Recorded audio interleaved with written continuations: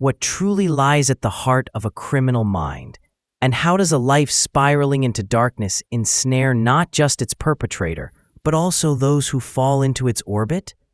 This is not just a story about one man's descent into depravity, but a chilling reminder of how charm can mask evil, how intellect can weaponize manipulation, and how love, when tethered to delusion, can become an accomplice to crime. It is the true story of Thabo Bester, a convicted rapist, murderer, escapee, and fraudster who earned the macabre title of the Facebook Killer. But it is also a story of systems that failed, lives destroyed, and a society forced to confront the fragile line between reality and illusion. Born on June 13, 1986 in South Africa, Thabo Bester's early life was wrapped in obscurity and hardship. Raised in the dusty townships of Johannesburg, Bester reportedly never knew his biological father. Raised by his grandmother, Bester's childhood was marked by poverty, abandonment, and identity confusion. Teachers who encountered him described him as an unusually bright but deeply troubled child, one who lied often and who could fabricate entire stories on a whim with an eerie sense of conviction. From a young age, he displayed manipulative tendencies and a flair for performance. These traits would later blossom into full-fledged psychopathy. Bester's criminal career began in petty crimes, but his methods quickly evolved. By his early 20s, he had graduated from theft to psychological manipulation and sexual violence. By the late 2000s, Bester had found a new hunting ground, Facebook. Using a string of fake profiles, often posing as international modeling agents or talent scouts, he lured young women with promises of fame, luxury, and career opportunities. Many of his victims were aspiring models and actresses, mostly Black South African women from disadvantaged backgrounds, vulnerable, trusting, and full of hope. Once the victims agreed to meet him, the facade would shatter into horror. He would isolate them, often in guest houses or rented apartments, then assault, rape, and sometimes rob them. One victim was so traumatized, she relocated cities, leaving behind her career and family. Another, Nomfundo Taihulu, paid the ultimate price. In 2012, Taihulu, a 26-year-old aspiring model, was found brutally murdered in a Cape Town guest house. She had been in contact with Bester, who promised her a modeling contract. Forensic evidence and eyewitness testimony eventually tied Bester to her murder. His calculated charm had now evolved into deadly predation. It earned him the chilling label, the Facebook rapist. Following an intensive investigation, Thabo Bester was arrested and stood trial in the Western Cape High Court. In 2012, he was found guilty of rape and murder and sentenced to life imprisonment, plus 75 years for other crimes, including multiple counts of rape and robbery. He was transferred to the Mangwang Correctional Center, a privately run, maximum security prison operated by G4S in Bloemfontein. The nation exhaled. Justice, it seemed, had been served. But the world hadn't seen the last of Thabo Bester. Life in prison should have ended his manipulation, but Bester's cunning knew no bounds. While behind bars, he assumed a new identity. Tom Motsepe, a supposed billionaire and CEO of a media and events company called 21st Century Media. Operating with the help of outside accomplices, Bester hosted a glitzy virtual Women in Media conference in 2018, beamed into the event via pre-recorded footage, fooling audiences into believing he was dialing in from New York. He conducted business from his cell, ran social media pages, and even printed company brochures with his name and image. G4S prison officials either looked the other way or were complicit. Somehow, Thabo Bester had turned his prison into a command center for fraud. But this was just a dress rehearsal for his greatest deception yet. Dr. Nandipha Magudumana, a renowned aesthetic doctor, CEO of Optimum Medical Aesthetic Solutions, and a media darling celebrated in South Africa's elite circles. Educated, elegant, and married with children, Dr. Magudumana's descent into criminality is both baffling and tragic.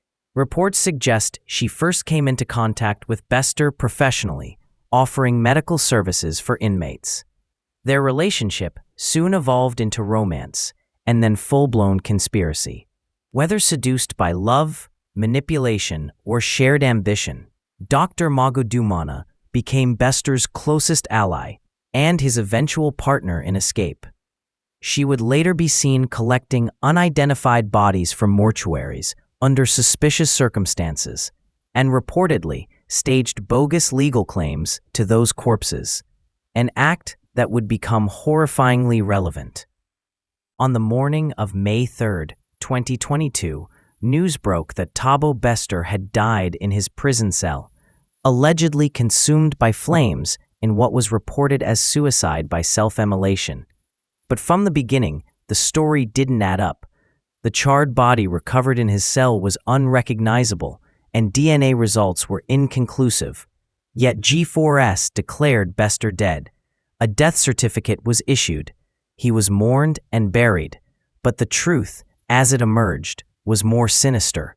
Bester was alive. The body in the cell was not his. It was later discovered to be a homeless man, reportedly lured with promises of employment, then drugged, killed, and placed in Bester's cell as a decoy. Prison cameras were disabled that night. Staff failed to follow protocols, and Dr. Nandipha was caught on video removing items from the prison grounds the day before the fire. It was an orchestrated ruse of cinematic scale. Bester and Dr. Magudumana vanished. For nearly a year, the South African public remained in the dark. Rumors swirled, investigations stalled. Meanwhile, Bester and Nandipha adopted new identities, traveled across provinces, and stayed in luxury accommodations under aliases. They crossed the South African border into Zimbabwe, then to Zambia, eventually making their way to Tanzania. All the while, Dr. Magudumana posed as his wife, attending to logistics, altering appearances, and evading facial recognition software. In April 2023, after a multi-agency operation involving Interpol and Tanzanian police, the fugitive couple was captured in Arusha, Tanzania, just kilometers from the Kenyan border. Found with fake passports, thousands of dollars in cash, and multiple cell phones, they were planning to flee to another country. Within days, they were extradited to South Africa. Shackled and flown under heavy guard, the fugitives returned to a nation now gripped by their unbelievable story. Upon their return, Bester and Magudumana were charged with a host of new offenses: fraud, aiding and abetting an escape, corpse tampering, violation of multiple security acts, and obstruction of justice. In chilling court testimony, Magudumana initially claimed she was abducted by Bester, only to later contradict her story. Courtrooms overflowed, media coverage surged, citizens demanded accountability from G4S, police officials, and Home Affairs, questioning how a convicted killer could so easily manipulate and escape the system. As of mid-2025, both Bester and Magudumana remain in custody. Trials are ongoing. New charges continue to emerge as authorities piece together the full extent of their crimes, and the names of accomplices continue to surface. Thabo Bester's story is more than just a tale of murder and manipulation. It is a mirror reflecting the dark corners of human nature and societal failure. His life teaches us that evil often wears a mask, sometimes of charm, sometimes of genius, sometimes of love. It challenges us to reconsider how easily systems can be exploited, how vulnerability is a weapon in the hands of a skilled predator, and how justice must be more than reactive. It must be vigilant, adaptable, and fearless. Dr. Magudumana's involvement raises the most haunting question of all. What makes an accomplished doctor risk everything for a convicted killer? Is it love, coercion, or a shared thirst for control masked as destiny? As the trials continue, the nation waits, not just for verdicts, but for answers. Answers that may never fully satisfy the heart's hunger for justice, or explain the human psyche's capacity for both greatness and ruin. Because in the end, what truly lies at the heart of a criminal mind is often nothing less than the void where conscience should have been. Thank you for watching this documentary on July Media. If you made it to the end, we deeply appreciate your time and attention. Please subscribe to the channel, leave a like, and comment with a heart emoji to show your support. Share this video with your friends and help us reach 1,000 views and 2,000 subscribers. For more gripping true crime stories, real-life investigations, and documentaries, stick with July Media. Until next time, stay safe, stay curious, and goodbye.